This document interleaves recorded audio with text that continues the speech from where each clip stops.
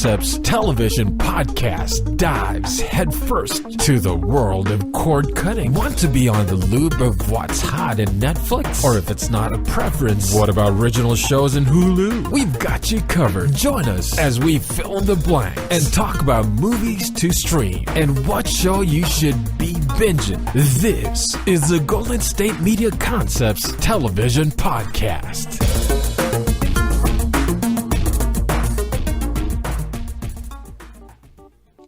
Well, hello. Greetings, people of Earth and the known universe. You're listening to Golden State Media Concepts television podcast. I'm your host, Keith. And today we're going to talk about some great TV. So Netflix has a new movie out called Roxanne Roxanne about Roxanne Shante. Amazon Prime has a great TV series called 10 Star, starring Tim Roth. And, of course, we have Titus Welliver as the legendary Bosch off of Amazon Prime as well. So I promised you we talk about Bosch, so we're going to go into Bosch first. First and foremost, it's into the fourth season. Came out like a week ago. So the description of Bosch, it's an American police procedural web television series produced by Amazon Television or Amazon Studios and Fabric Entertainment with a K. Titus Welliver plays Los Angeles police detective Harry Bosch. This show was developed for Amazon by Eric Overmyer, and the first season takes his inspiration from the author of the Bosch books, three of his novels. Michael Connelly is his name: City of Bones, Echo Park, and The Concrete Blonde. So this TV show is based off of these books by Michael Connelly. I'm going to have to check out the books because I love Bosch. We're going to talk about it. Yeah.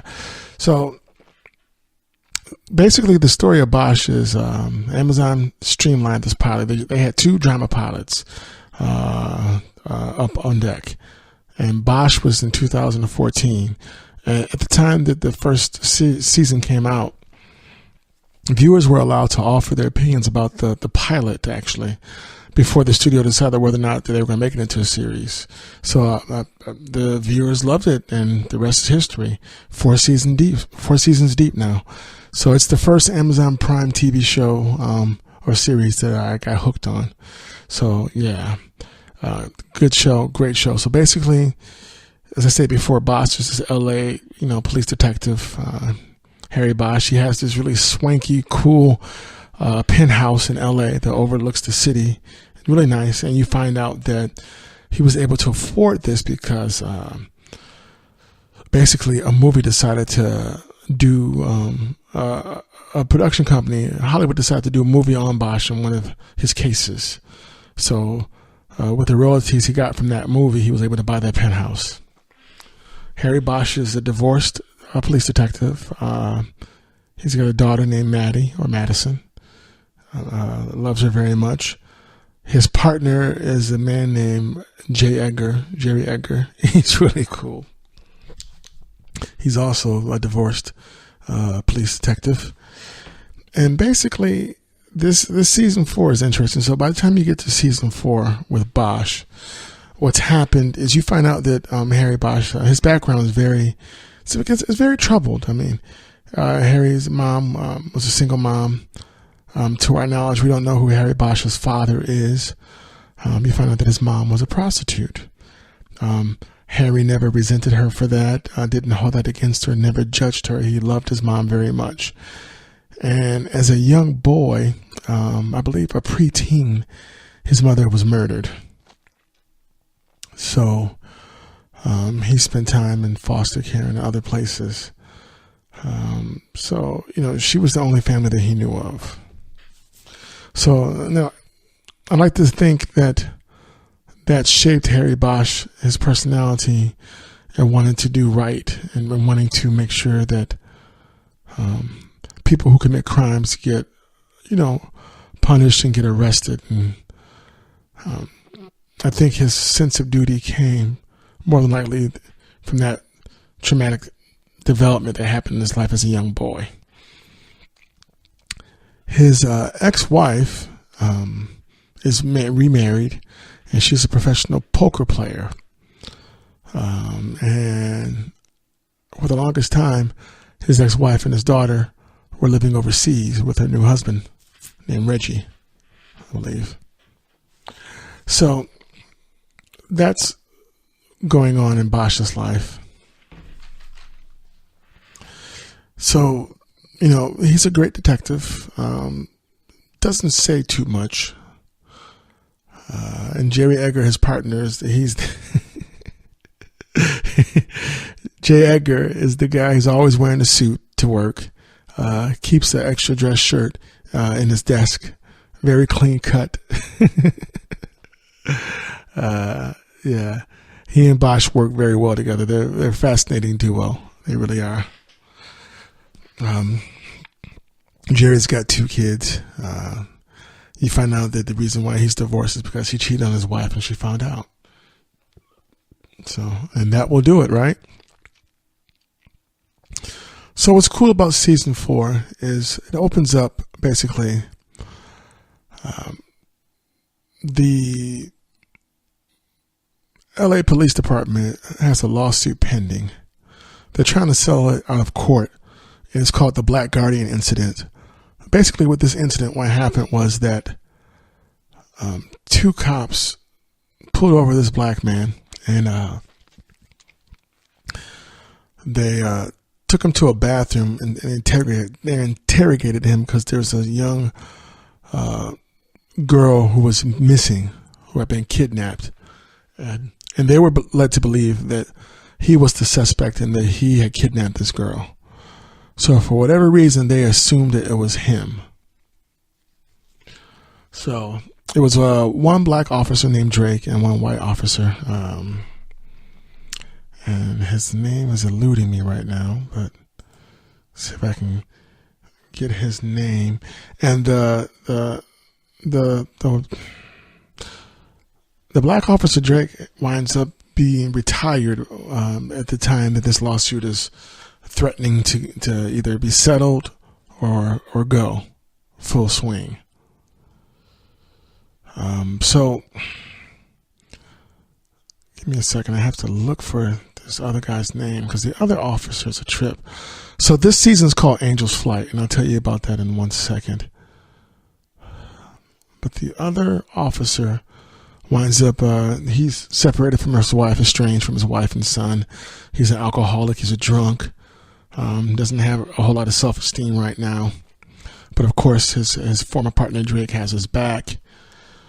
So what you find out is that when they interrogated this suspect, and had him in the bathroom and they were beating him up, they put a plastic bag over his head and took a pencil and poked it in his right ear to get him to talk. So he was in so much pain. He was just like, all right, I'll tell you where she is. Just get me in the car. So they go driving around looking for the girl. You find out that, this black gentleman who was the suspect who had been, brutally beaten and interrogated, was innocent. They find out that the girl's father is the one who had kidnapped her and killed her. So, of course, this young man wants to sue. So he has a lawyer whose last name is Elias, who is going back and forth with the LAPD about the lawsuit settlement. They want to settle out of court. The lawyer, Elias, winds up telling the LAPD, we're not going to settle, we're going to take her to trial. And they were offering the young man for the settlement suit like over $400,000. But his attorney, Elias, knew, oh no, we can get more. So he leaves his office. He goes to meet someone and he takes this trolley called Angel's Flight. He gets on a trolley to go meet with his colleague. And as the trolley stops to land his destination, he gets up from the seat and you see he gets shot brutally once or twice in the front. And then as he falls to the floor on his stomach, the shooter shoots him up his anus. Up his butt. I kid you not. Really cruel and direct. So the cops come eventually and figure out that this lawyer, Elias, has been murdered and that the train conductor was murdered too. So what we find out is that the killer was driving the train or the trolley, and Mr. Elias didn't know until the last minute when he got killed. So now, mind you, the police officers from the LAPD, a lot of them don't like Elias because they feel like, he's out to get these cops, So they have a poor history with him. So a lot of these police officers are happy that he's gone or that he's dead. And now a lot of them are considered to be suspects in this whole thing. They're like, so Bosch has, the police chief puts Harry Bosch on the task force as the head of it. He appoints him so he can solve this crime, and he wants him to expedite it as much as possible, because the LAPD and the citizens of Los Angeles are already in a very tenuous situation because of the whole Black Guardian thing. Racial tensions are very high in LA, and the police chief, who happens to be African American, he wants to change things. He wants to ease relations between the police and the LAPD. So, but when you become the police chief of the LAPD at this point in the story, people are already prejudging him. And the police chief is really cool. I like him. I like his character a lot. Very strong, very stoic, and very by the book and to the point. And a lot of times you don't know if he likes Bosch or not, but he definitely depends on Bosch. So he has respect for him as a cop. And what's cool about Harry Bosch is that he's the type of police officer that you do like because he is by the book. Now, he sometimes will go out to way if he has a suspicion about things, but he's always, so you think he might come outside the lines, but he never goes too far. And you can tell that he's not the type of police officer who is going to abuse somebody, So after Elias has been killed, the lawyer and Detective Bosch has to go ask other police officers about him, and and they're like, they all have disparaging things to say about him because of the whole Black Guardian incident, and they're like, we're going to take our time with Elias and his court, and his autopsy. We're going to leave the body there. Bosch looks at one of the police officers and he says, "Oh, I'm sorry, I mistaken you for a cop," which he was saying is that, cops don't talk like that. If you're a cop, you do what's right, even if it hurts. And that's the type of integrity that Harry Bosch has. So the TV show is good. Now, with the series, it's a slow burn. So if you're looking for something that's really fast and quick and gratifying, this is not the TV show for you. But if you're looking for a good plot development and storyline and good acting and quirky characters, and if you're patient enough to wait for it to come, it burns slow, but when it burns, and it burns very well. It's a great show. I love this show. I can't believe it. Yeah, and when season 4 came out, I was so excited. I binged it. It took me about 2 days, but yeah, it's a good show. So with season 4, all this is going on, and by this time, Bosch's daughter is living with him, Maddie. She takes care of him. They have a cool relationship. He's very devoted to his daughter. They're kind of funny. And his ex-wife, she lives in town now. She moved back to LA. And it might have been season 3 where Maddie said, well, she wants to start living with her dad.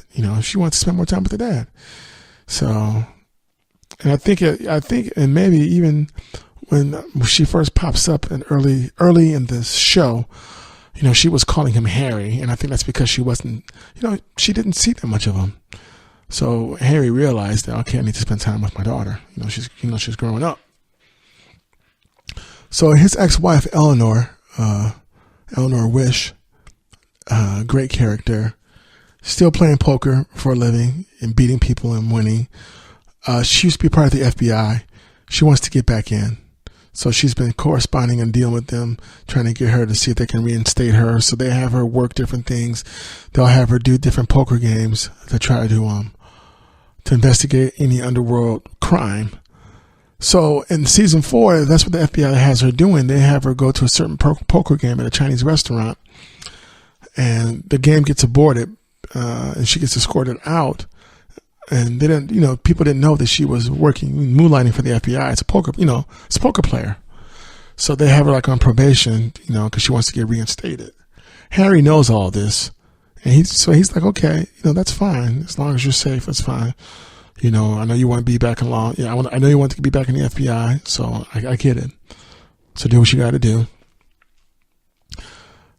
She goes to this game at the Chinese restaurant. The game gets cut short. She gets escorted out, and one of the players is upset about the game getting cut short. And then as she's leaving, she sees him get beaten up.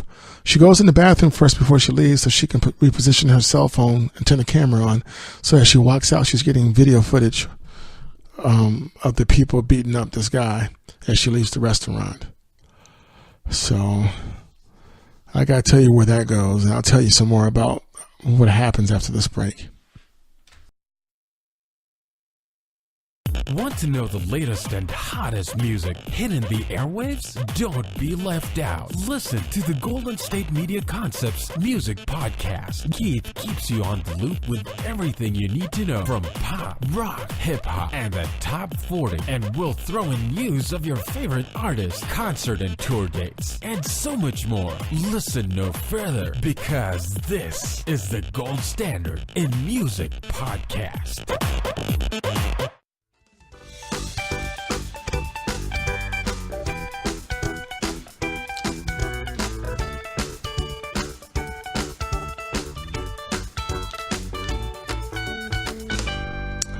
And welcome back, folks. Once again, you're listening to Golden State Media Concepts television podcast. I'm your host, Keith. And we were talking about Bosch, the TV series. That's the Amazon Prime original series. And Detective Harry Bosch's ex-wife, Eleanor Wish, played by Sarah Clark. So, as I said before, she leaves the Chinese restaurant and reports to her FBI superiors and shows them the footage. And they're like, well, you shouldn't have gotten this footage, but we're glad that you did. This is real dangerous. Thank you for the info and the intel. So at this point, we're putting in the request for you to get reinstated to the FBI. So you're good. Just go home and rest now. Just relax, take a vacation. Don't worry. We got it from here. You've done your part. So that's fine, right? So now, while this is going on, throughout the first 3 seasons, there's a guy riding around on a bike, shooting and killing people. They call him the KTK killer, the Koreatown killer. This guy has shown up to city council meetings, has spoken to detectives, and nobody had a clue who he was. So he has his own apartment. We don't know too much about the guy. We just know he hasn't been caught. So, and then like in this season, he steals somebody else's bike and tries to, and robs a lady in her purse. Just crazy stuff while being on a bicycle, just like a 10-speed bike. It's just really bizarre dude. I mean, and it's just really frustrating how he's been right up under the LAPD's nose and no one has caught him yet. So you just want this guy to go. By the way, so Chief Irvin Irving, played by Lance Reddick. Yeah, he and Bosch have a very fascinating relationship. Yeah, so I like him a lot. So with season 4, as we said, Bosch is trying to figure out who killed this lawyer. This civil rights attorney who used to be a DA. He got jaded by the DA's office and decided to fight for, people who weren't being represented properly. And then when he made that turn, like I said, the LAPD, they can't stand him. They think, oh, he's an enemy. He hates cops. He's out to destroy us. It's very fascinating watching all that play out. Also, J. Edgar is trying to get back with his ex-wife. They have 2 sons together.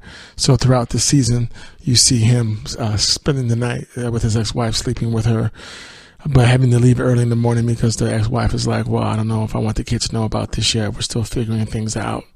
Jerry wants to be all in, and she's kind of hesitant. I mean, she's still seeing him, but just really interesting. And J. Edgar's also been recuperating from a gunshot.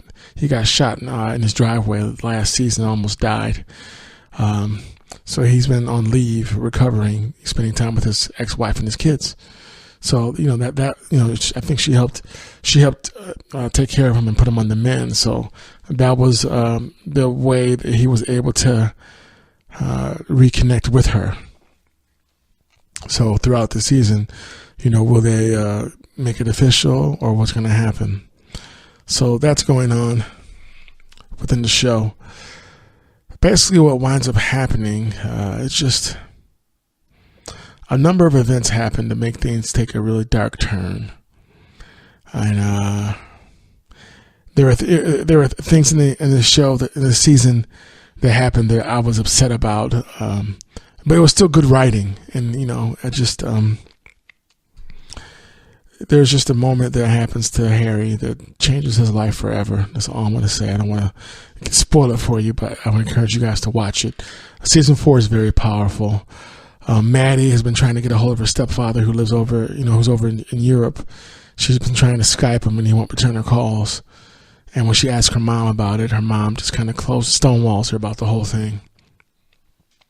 So, Bosch can tell that something's wrong with the marriage, but he doesn't want to push or press the issue. So he doesn't. And a police officer who was Officer Drake's partner, who's basically a drunk, he doesn't want to really talk to Harry about what happened. He's a suspect in Mr. Elias, the lawyer's death. I'm still trying to find his name. 1 second.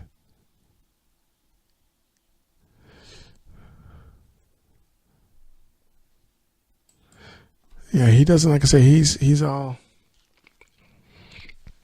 washed up, basically. So, and everyone's looking at him like, okay, this guy probably killed Elias because he hated him. And this goes back to the whole Black Guardian case. So the Black Guardian case is definitely a case that is overshadowing people. And, it seems like it's kind of affected everyone in the police department in a different way, clouded their judgment.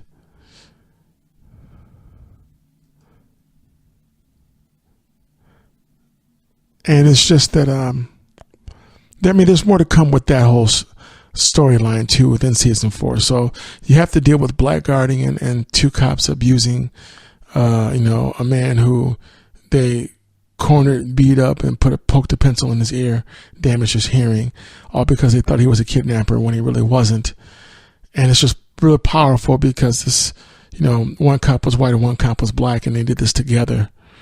So, and the police force is like, they definitely protect their own, within the TV show. So it's just really interesting to see how that plays out. Lieutenant Grace Billets is played by Amy Aquino. She's Detective Bosch's boss. Season 3, she went up for the captain's promotion. She didn't get it, but come season 4, they make her acting captain, while the new promoted captain's on vacation or on leave. We're not quite sure. So she's getting some pushback from some of the officers. They're like, well, you're a lieutenant playing captain. I don't want to listen to you. So it's really, so there's that dynamic going on. But she's a great cop, great boss. She's there for her people. She's there for her officers. So I like her character a lot too.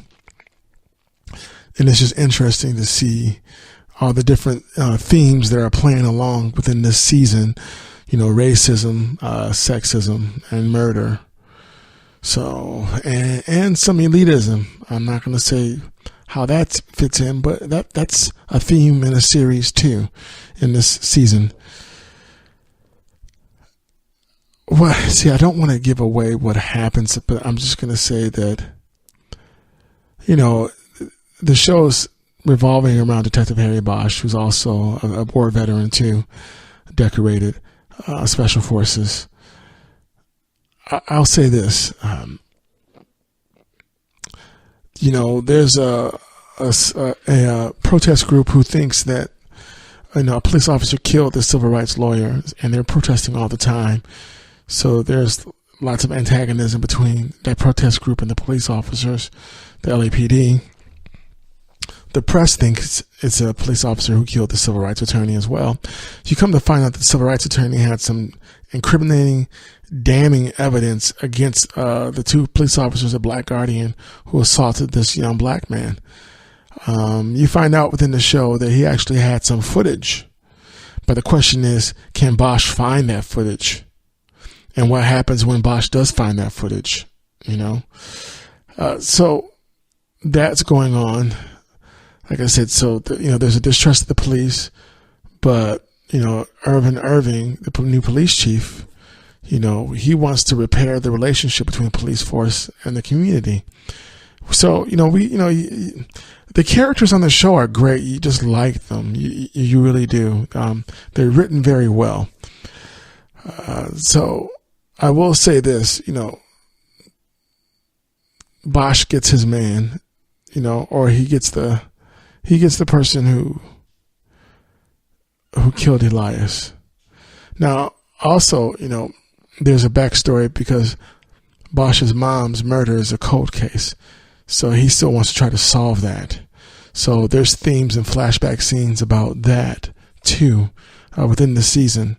And they kind of pull on your heartstring. There's one episode where it's a flashback and Bosch is at a swimming class in school. A police officer comes to see him and Harry knows something's wrong. And he's probably like maybe 12 or 11. He knows something's wrong. And then when the police officer tries to talk to him, Harry just dives deeper into the water. He doesn't want to come up. He doesn't want to come up for air. He knows something's bad has happened. And it's always just been him and his mom. So later on in that flashback scene, you see a police officer jump into the water, fully clothed, to pick Harry up out of the water and tell him. So just, it was a very sad and moving scene. And it was a moving scene for a number of reasons because, you feel that boy's pain. He's a kid. And, and the police officer, no police officer wants to give people bad news. Let me make sure we say that. It's not a fun part of the job at all. But, when he jumped into the water fully clothed and picked the boy out of the water, he had to tell him, it was a moving scene. It really was. So Harry's dealing with that, that theme as well. The cold case, he wants to get some closure on his mom's death. Of course he does. I like I said earlier in the podcast, I do believe that his mom's death is probably one of the determining factors in him wanting to be in law enforcement. Similar to like Batman and watching the death of his parents. So similar, not the same, but similar. So I could see that correlation with the show. But yeah, so Detective Harry Bosch does, find out who killed Elias. But there's twists and turns in that, and it just gets deeper and deeper. And some other things happen. Like I said earlier in the podcast, there's an event that happens present time that changes Harry's life forever. And it kind of just put a whole cloud on the whole, on the rest of the season. But it worked out. I was even sad when I watched it. That's all I'm going to say. But it's just, the whole season was very great and compelling. So J. Edgar's trying to get back with his wife, and he doesn't know whether or not he can trust Harry anymore because in the last season, he felt like Harry was doing some things that were against the code of being a good officer. So they work very well together. They're great as a team. So, when Harry does come back to work, first he's on desk duty because, recuperating from his shoulder, the bullet that hit him in the shoulder.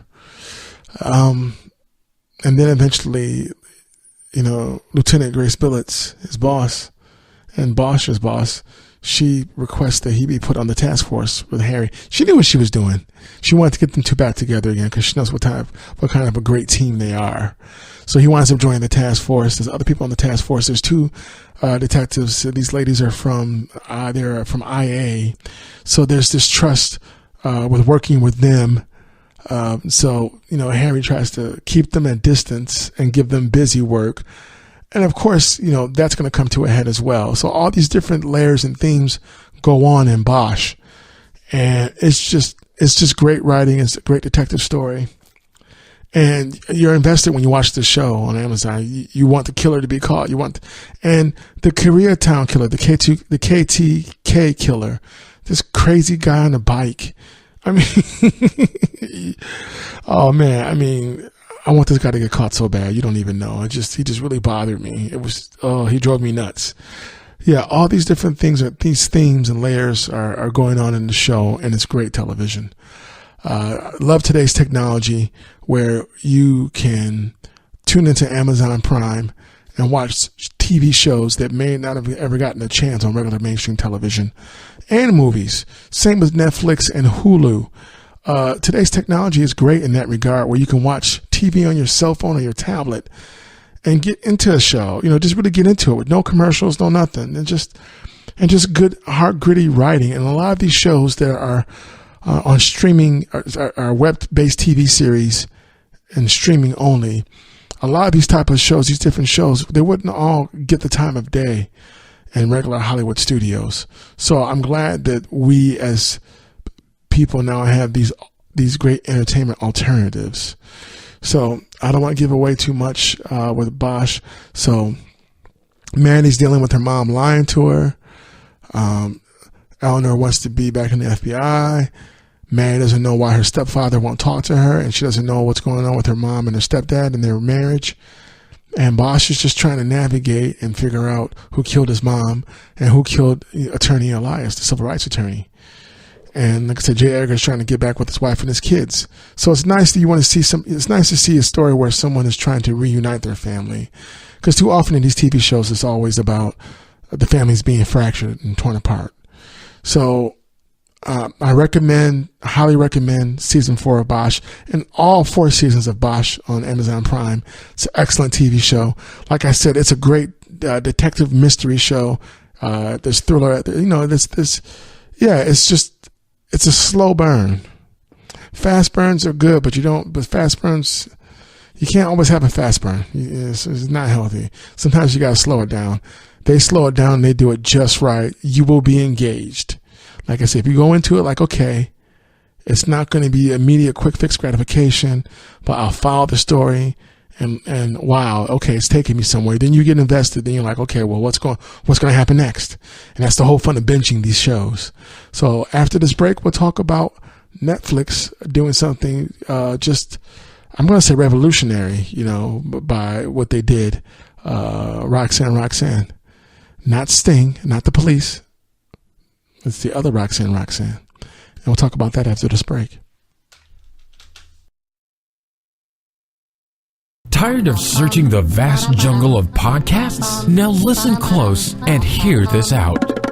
There's a podcast network that covers just about everything that you've been searching. Hey! The Golden State Media Concepts Podcast Network is here. Nothing less than a podcast bliss with endless hours of podcast coverage. From news, sports, music, fashion, cooking, entertainment, fantasy, football, and so much more. So stop lurking around and go straight out to the Golden State Media Concepts Podcast Network. Guaranteed to fill that podcast itch. Whatever it may be. Visit us at www.gsmcpodcast.com. Follow us on Facebook and Twitter, and download us on iTunes, SoundCloud, and Google Play.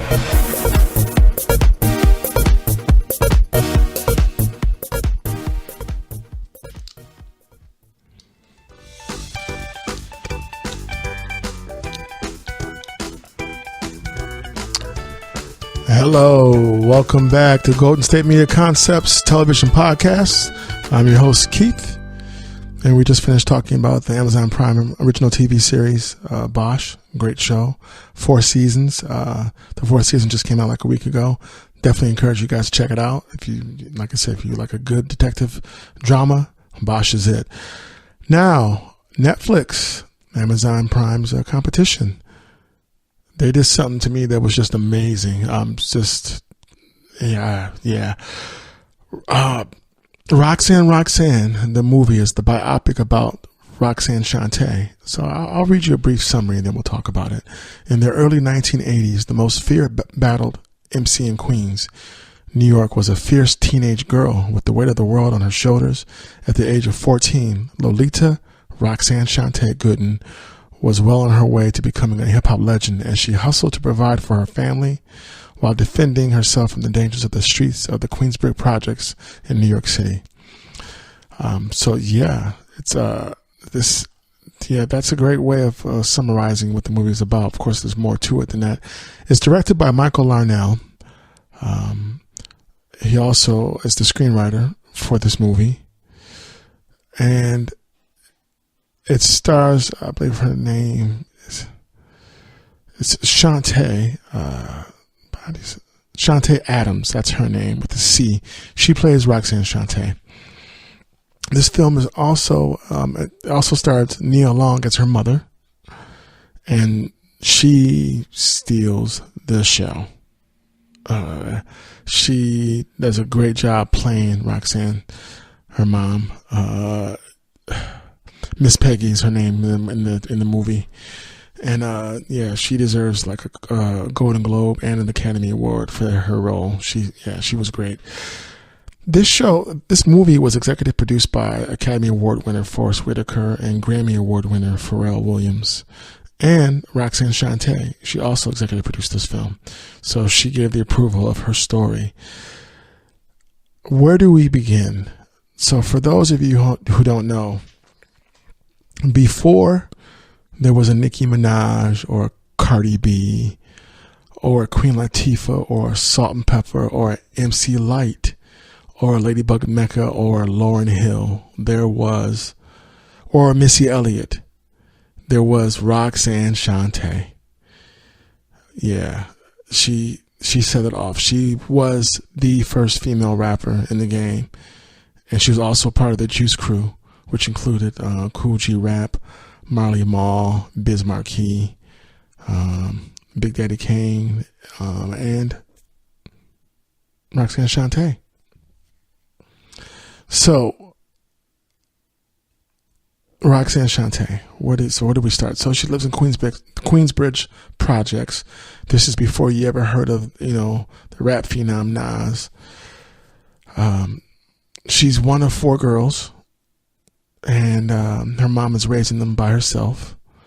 They live in the project apartments, and Miss Peggy, her mom, is very strict. She has certain rules. She loves her girls, and she's very strict. She may not always have the best taste in men, but she loves her daughters. The movie opens up with Miss Peggy taking her 10-year-old daughter to like the center square of Queensbridge projects in the middle, like where the park is, I guess, or where the front lawns are. And there's a rap battle that's about to happen. And there's this teenage guy like, who am I supposed to rap battle? They get a chair so Roxanne Shante can stand on top of the chair or the stool. And they're like, hey, man, I'm not rapping against no kids. Because you want to know who's the best in Queens? This is the person. Like, you're crazy. Like, hey, she's the best. So before Shante gets ready to start rapping, she looks to the left and her mom's behind her. And she has her mom, she motions for her mom to come here. So it's a contest. So she says to her mom, can I curse? And Miss Peggy says, I don't care what you do as long as you can win that $50. So we don't see the rap fight, but that's how it starts. I mean, but we don't see that rap battle, but it was just really cool and cute to see. That was how the movie begins. So you find out that this girl was rhyming at the age of 10. It's like unheard of. So this is way before Lil Bow Wow, Lil Romeo. So really interesting. And then the movie goes from there. It goes to Roxanne Shante getting older and looking after her sisters and dealing with her mom, going to school, finding out she's very smart, but she's got other interests. She loves to rhyme. She has one girlfriend who she hangs out with, one of her best friend. And basically, they always walk to school together. And when they're walking to school together, there's always some guy trying to challenge her for, he'll say despairing remarks about her, like, you ain't crap, you stink, Roxanne, trying to get her attention. And Roxanne's like, I don't got time for this.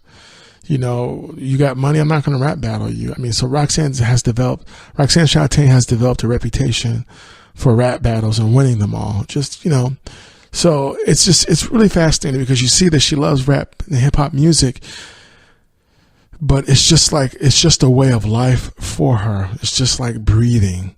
So it's just like, yeah, I rap, but right now I'm thinking about, how I can make some more money to help out my mom, to help make sure that my sisters have what they need. I got to go to school still. I can't miss my curfew. Roxanne's mom has a boyfriend, and Miss Peggy's boyfriend is basically promised that he's going to move them into a big house. And that's all these women want. They want to get out of that apartment. They don't want to share it anymore and share their bedrooms. And they want to, live in a big house. That's all they want.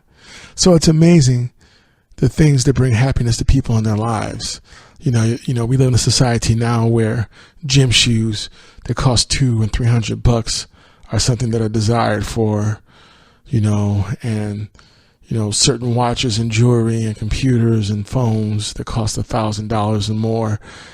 And it's just humbling to see this story about this girl from the 80s who, all she ever wanted was just to make sure that her mom loved her and that her sisters were safe and that they had room to grow. They just wanted a house with rooms for each girl. It's amazing. So, you see Miss Peggy with her boyfriend, and her boyfriend, he does, he spends time with the girls. The girls like him. They think he's a good guy. So when he's there, he's very, he's real cool. So Miss Peggy makes a decision. She's been saving up all her money. She winds up saving $20,000. And before she gives it to her boyfriend, he's like, I don't know if we're going to be able to get the house, with the, trying to get a loan. And so that's when she gives him the money. And he's like, oh, we're going to get the house. We're going to get the house. So she's all excited that they're going to get the house. So you find out that Roxanne is also doing some things she shouldn't be doing, like going to the local stores and stealing clothes. She's getting paid to steal clothes so they can sell them as boosters. So, mind you, Roxanne Shante executive produced this movie, so she wasn't afraid to let you see all of who she is. Mahershala Ali from Moonlight and from House of Cards plays a guy named Cross. He's basically the local neighborhood drug dealer. He, he's Mr. Slick and cool and too cool for his own good. Doesn't really give Shantae the time of day, although he thinks he can tell that she's pretty sassy, and she is. She's got a lot of spunk and spirit. He can see that, but he doesn't pay her any attention until she starts to get some recognition. So Roxanne, she's gone to school, and Nelson Ellis, rest in peace, who played Lafayette on True Blood, plays her teacher in the movie, and you can see he cares about her and he takes an interest in her. And he sees that she's very smart, but it's just like she's just not focused on staying in school.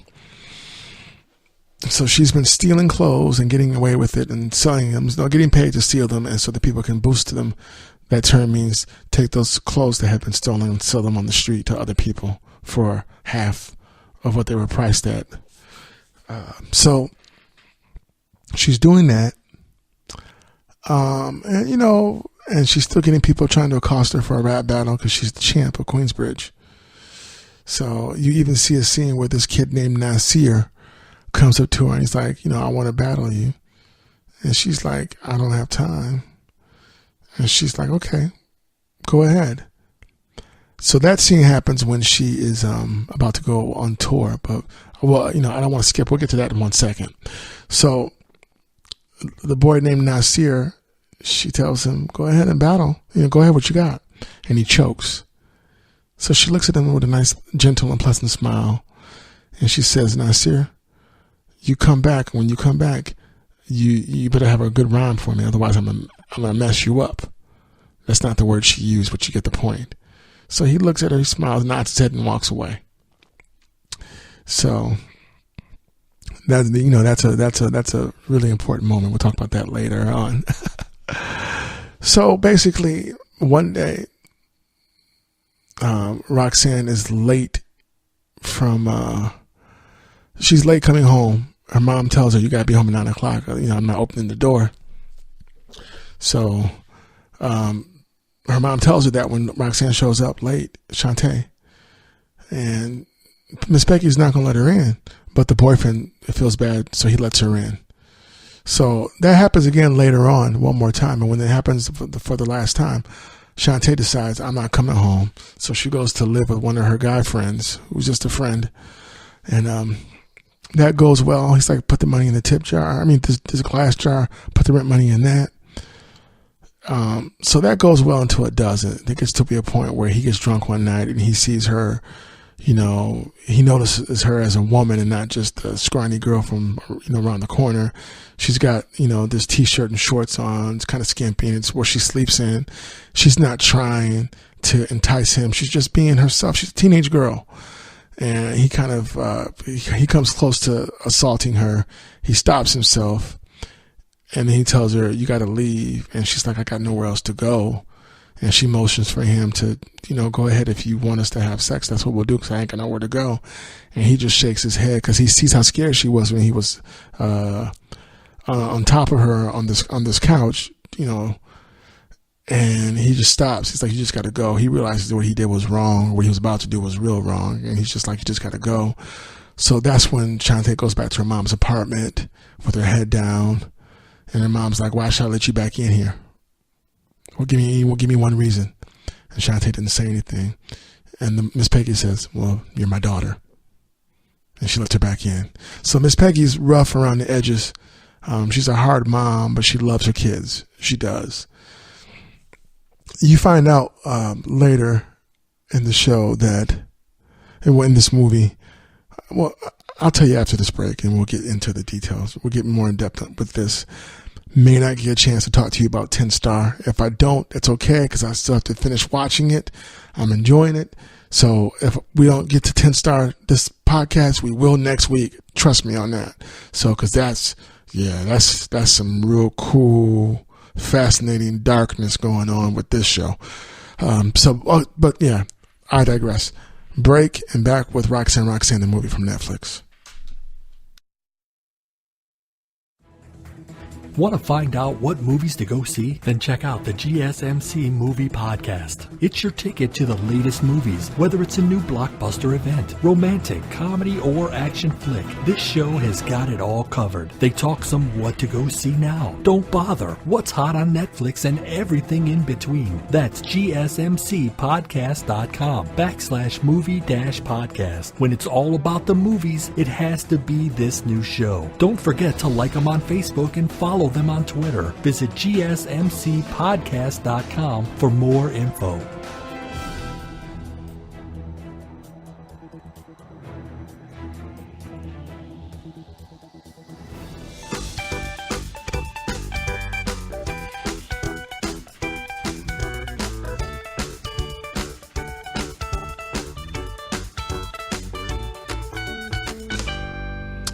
So getting back with Roxanne Roxanne, the Netflix original movie about hip-hop legend Roxanne Shantae, Miss Peggy, her mom, has given $20,000 to her boyfriend because he promised they're supposed to move into this house. So the day they're supposed to move, everyone's all packed up. He never shows up. So basically he took her $20,000, he stole it, and he never came back. So, of course that broke Miss Peggy's heart and embarrassed her. It was just sad. So, and Miss Peggy basically tells Roxanne Shantae, don't trust no man, and they're no good. It's just, it was sad to see that. Another scene in the film, the girls get all dressed up and they're all sitting on the park bench outside of the apartment waiting for their father to pick them up. They all have little dresses on. They all look nice. He never shows. They're out there until dark. The mom comes, gets them, and feeds them. She's upset, and she brings them inside and feeds them. And basically, Miss Peggy's like, don't depend on no man. Always be an independent woman, Shantae. So, it's heartbreaking to see stuff like that. So this is her story. I mean, it just tripped me out that you see, Nia Long is a strong woman who's a mom, taking care of her girls, and you don't even get the father's name, and it's just Yeah, it was so.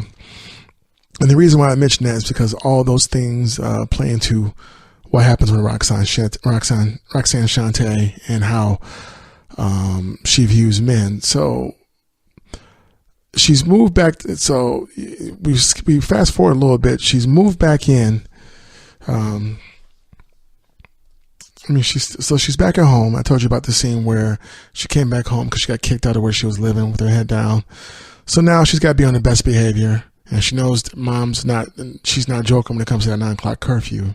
You know, she's not the one to mess with. So I know moms like that. I really do. They say you be home a certain time, you be home at a certain time. So, you know, yeah. So I didn't really feel bad for Shantae when I saw that scene in the movie where she missed her curfew. I'm just like, you've been warned. So, you know, maybe one time you get a mistake, but there shouldn't be no 2 and 3. But she's back. She's on the best behavior. She's going to do laundry. She's got this neighbor named Marlon.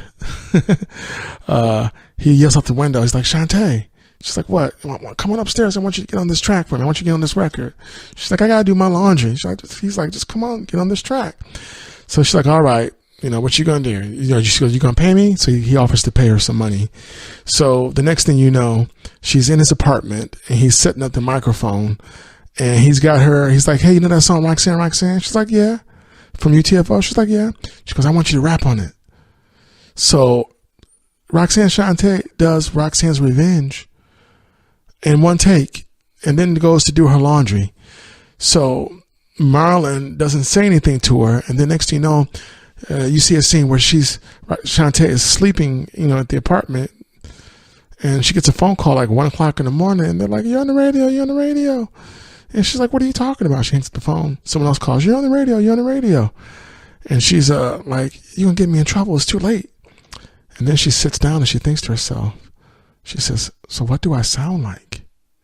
The next scene, you know, she's going to school and everyone's mobbing her. And her girlfriend's like, hey, leave her alone. She's a star now. You heard on the radio. Just let her go.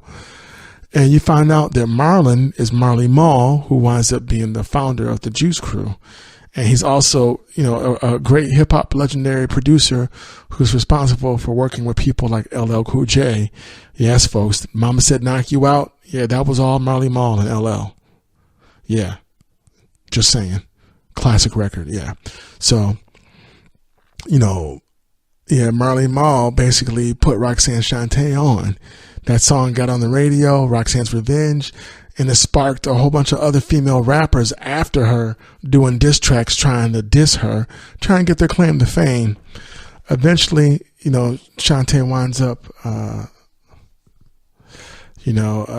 she winds up becoming a part of the Juice Crew, and they start touring. So Miss Peggy, Shantae's mom's at the liquor store, and picking up some groceries or some things, and the guy behind the counter is like, "Oh, have you heard about Shantae?" And Miss Peggy's like, "What does Shantae do now?" That girl always in trouble. And the guy goes, "I'll let you ask her. Let her tell you." So Miss Peggy comes inside the apartment. She's like, "Shantae, what did you do? What you do now?" And Shantae is just looking at him. She smiles. She gives her the newspaper, and it has her on the front. Talks about Roxanne's Revenge. She goes, "What's this?" She goes, "I'm on the radio." She goes, "That rap crap is finally paying off, huh?" That's what it's so. And she goes, "Well, what do you mean, Roxanne Shante? That's not your name. I didn't name you no Roxanne. Why you? I did not name that. Is not your name." And it was just real funny and cute to see them, that scene. It was a light moment between mother and daughter, and they're both laughing. Shante is kind of snickering and laughing, like, "I know that's not my name. That's the name I chose." So, you know, Roxanne Shantae's blowing up now, and you know, everyone is just digging her, and people are trying to go at her.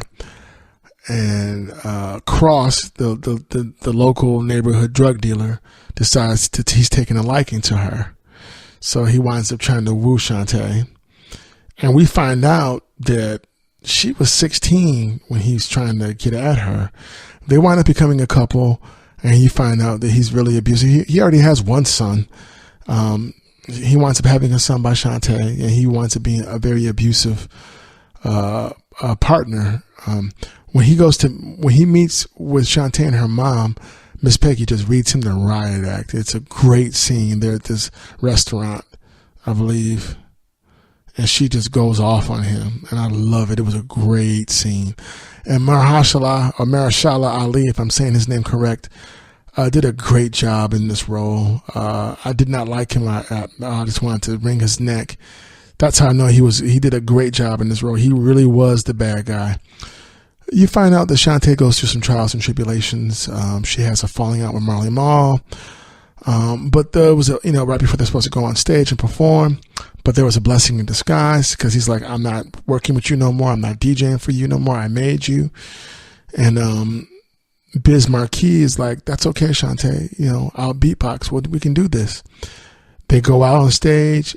Biz Marquis starts beatboxing, and Shantae does the concert to him beatboxing. And that's how Biz gets on in the Juice Crew. And, the rest is history for him, Just a Friend, The Vapors. But that was his spot. That was his way in, was that moment. He took advantage of it, and it worked out. So it was real cool. It was real cool to see that. So Shantae has to deal with not getting paid while she's on the tour. Trials and tribulations. But Marley Marl and another producer, or Marley Marl and a guy named Ray, who was a part of the Juice Crew. I think he was the manager, actually. They are able to convince Sparky D and Roxanne Shantae to do a record together, The Battle, where they diss each other, and they're recording it together. And so you see them both on each side of the microphone. So this is hip hop in its early infant stages, when it was rap. It's just amazing to see how all these things went down and what happened. How we went from Roxanne Shantae and Sparky D, to Salt and Pepper, MC Lyte, Lauryn Hill, Rod Digger, Queen Latifah, Moni Love, Ladybug Mecca, Missy Elliott, Nicki Minaj, to Cardi B, to Rhapsody, to Jean Grey, all these other female MCs, to Lil' Kim and Foxy Brown. So that whole arc started with this one girl in Queensbridge. And she does a great job. It's a really good movie, and I was very happy to see that, this MC, this lady, was able to tell her own story, because so often people don't get a chance to tell their story. And that's what's great about Netflix, is they took a chance and they put this movie out, because this wasn't going to happen 20 or 30 years ago. So I'm glad that it did, and I'm glad that people get a chance to see this lady and her story. She's still here. It's important for people to get to smell their roses while they're alive. She is a pioneer in a billion-dollar industry in music. So it's just amazing. And it's amazing to see how she persevered through the trials and tribulations. Like I said, she had a son by cross, and once they lived together, he was very abusive, and you see that in the movie. And it's just, and how she has to deal with that. And she winds up eventually getting a record deal where she puts out 2 records, and she's touring them, and she winds up being the one to help her mom and her sisters change their lives, get out of the Queensbridge projects. She's the one who does that for the family. She's the blessing. She's and it's just, there's other things in this movie that happen, and I don't want to spoil it, but I definitely encourage you, if you want to see a movie about a young woman who had to deal with abuse and adversity, and how she strived and became an amazing artist despite all those things, and how she never gave up, and how she took care of her family, and how she took her own talent for granted until someone else saw that in her and helped her become someone. It's a great movie worth watching. One of my favorite scenes is towards the end. I'll give you this much. Remember how the young boy named Nasir tried to battle rap Shantae? So towards the end of the film, Shantae is able to, move her mom and her sisters out of that apartment and into a house because she's a rap star now. Everybody wants a piece of her, and everybody wants to, be her, go at her. She's a star now.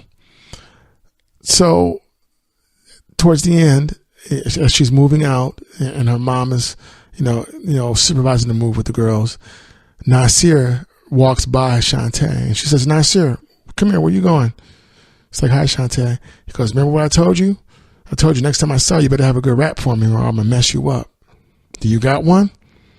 And then he's looking down. He's kind of shy, cute little kid. And Shantae's like, he's like, "Yeah, I got one." So Shantae looks over to her left and calls her mom. Hey, "Mom, come here." She goes, "Nasir, he says he's going to rhyme. He got a rhyme for me." And she's like, "Oh, you think you can take the queen from Queensbridge?" So, and then all of a sudden Nasir starts rhyming and it's a sweet flow. And Shantae's nodding her head and smiling like, "Yeah, okay." And so is the mom. They look like they're surprised, like, "Oh, okay." So Shantae says to him, "All right, Nasir, so what you going to call yourself?" She goes, "That was really good, Nasir. That was really good. What are you going to call yourself?" And he goes, "Nas." She goes, "Oh, okay, I like that. All right, good for you. Now get your butt on to school." So that was a nice scene. So everyone knows that Nas is from Queensbridge, but we did not know that Roxanne Shantae helped to inspire Nasir bin Oladara Jones to becoming the great rap legend Nas. So that was cool. And it was a cute little scene. And, Nas commented on it in a post. On a line, he's like, "Yeah." He goes, I'm watching this movie and I see little on me. I was floored by this queen." He's like, "Thank you so much. It was an honor." So yeah, that story really happened. So that was cool. So it's amazing to see all these great people who came out of Queensbridge, starting with Roxanne Shantae, Marley Marl, MC Shan, Nas. Yeah.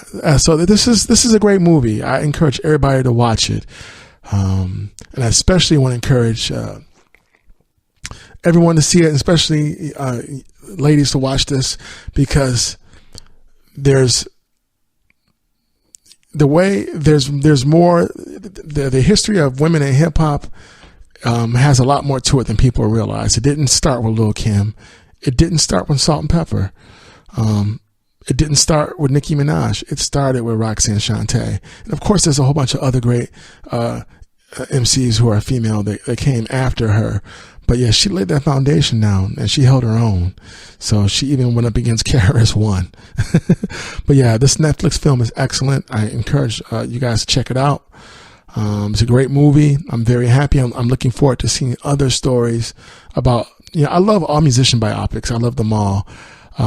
In the forthcoming future, I will be also reviewing for this television podcast the Grateful Dead documentary that's on Amazon Prime. So I'll be talking about that one soon too. But yes, go see Roxanne Roxanne. It's an excellent film. Really happy. It got me listening to Roxanne Shantae all over again. So I'm glad she was able to tell her story. Shantae Adams does a great job playing her. And her name is spelled with the C and not the H. But, Roxanne Shantae says, "Oh, she was named after me." So we'll go with that. I think that's cool. But yeah, check out the movie. Excellent film. Much respect to Forrest Whitaker and Pharrell Williams for executive producing that with Roxanne Shantae. So excellent film. Netflix does it again. Thanks again, folks. You've been listening to Keith on the Golden State Media Concepts television podcast. Hope you had a good time. I know I did. And I promise you, I'll get to 10-star the next podcast. So we'll have plenty of time to talk about that and the meat and bones of that TV series starring Tim Roth on Amazon Prime. We haven't seen Mr. Roth in a while. He's famous for being a part of Reservoir Dogs and Pulp Fiction. He's a great actor. And, that series has lots of bones and meat to it. We'll get to that next week. Thanks again, and see you somewhere out in space. You've been listening to the Golden State Media Concepts television podcast, part of the Golden State Media Concepts podcast network. You can find this show and others like it at www.gsmcpodcast.com. Download our podcast on iTunes, Stitcher, SoundCloud, and Google Play. Just type in GSMC to find all the shows from the Golden State Media Concepts Podcast Network. From movies to music, from sports to entertainment, and even weird news. You can also follow us on Twitter and on Facebook. Thank you, and we hope you have enjoyed today's program.